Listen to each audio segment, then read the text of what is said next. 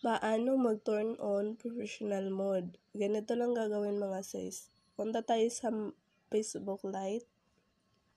Ayan, tingnan muna natin to sila.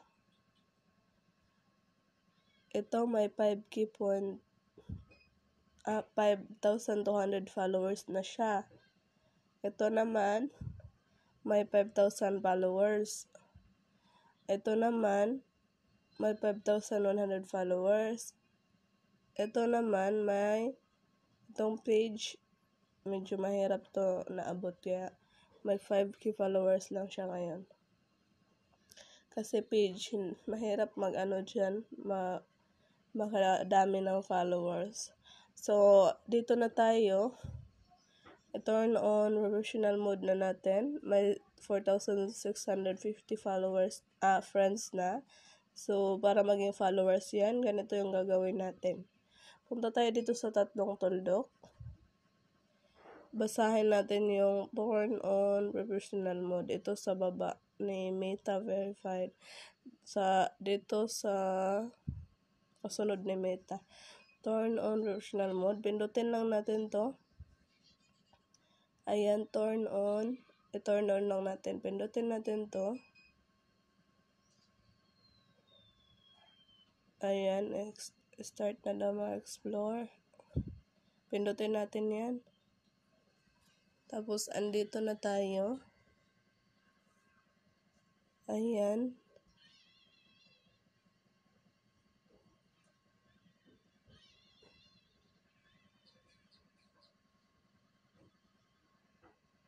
Friends and followers receive update from your profile under etc. Also, may ano na raw followers you can have. You currently have 4,661 followers. View followers. So, ito na yung mga followers natin, guys. Diba yung friends natin naging followers? So, ganun lang yung gawin nyo para mag-turn on professional mode lang kayo sa inyong Facebook. So, okay na yun. Balik na tayo. Balik na tayo sa kanina. So, ito na siya. May 4,600 followers na. So, ganun lang kadali mag-turn on professional mode, guys. Mga sister. Pindutin nyo lang tong tatlong tuldok. O, basa nyo yung turn on professional mode. I-turn on nyo lang. Pindutin yun. Tapos, ayun na nga. Yung kanina. Sundan nyo lang yun at magiging madami din yung followers nyo. So, advisable siya guys, no, na mag-add kayo bago kayo mag-turn on professional mode.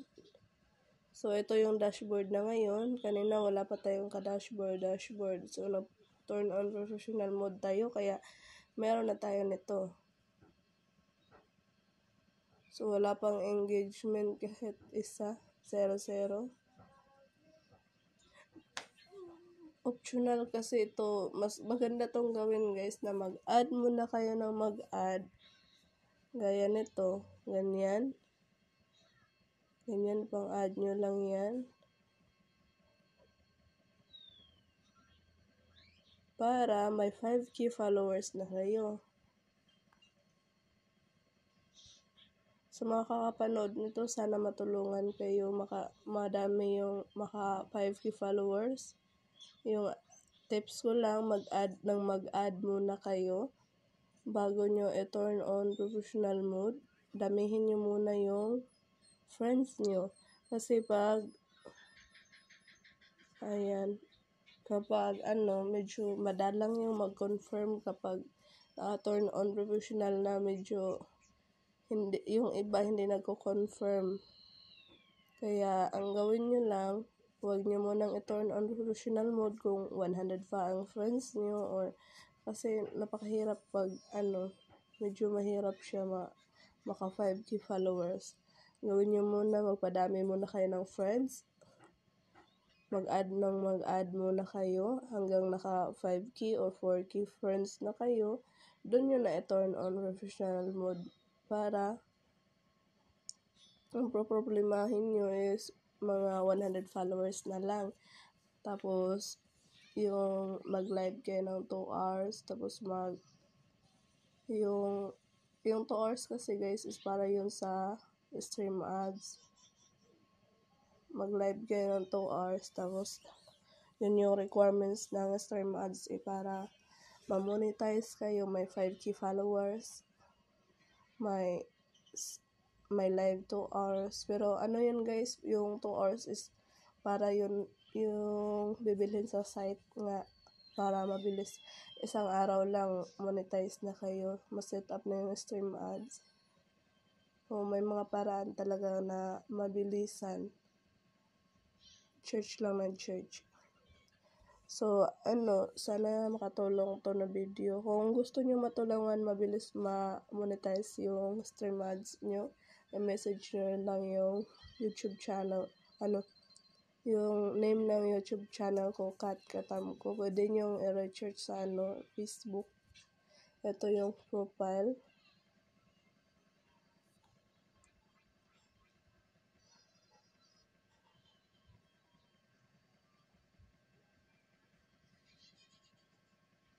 Ito yung active ko eh.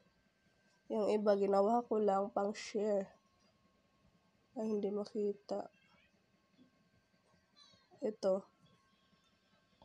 Yung iba, ginawa ko lang yun para pang share ng Laking tulong din kasi pag may madaming friends or followers yung backup Facebook natin, tapos pang share natin yun.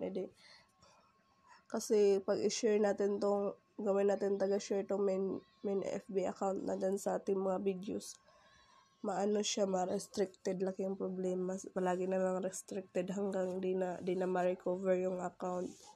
Permanently na siya banned.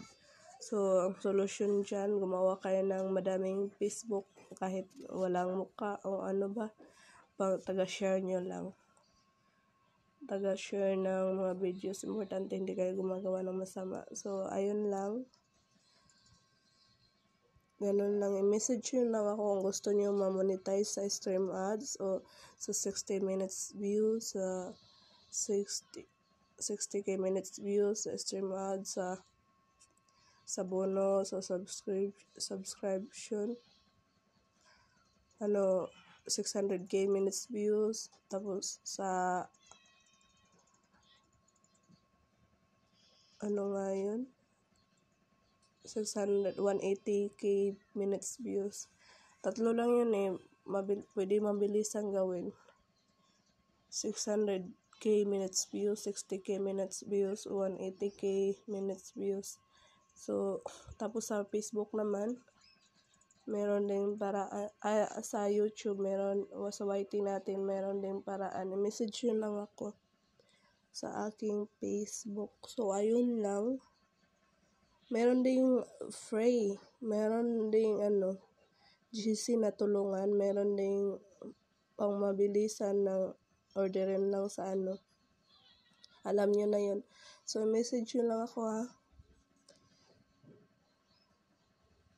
So, ayun lang. Sana makatulong tong mga sinasabi ko.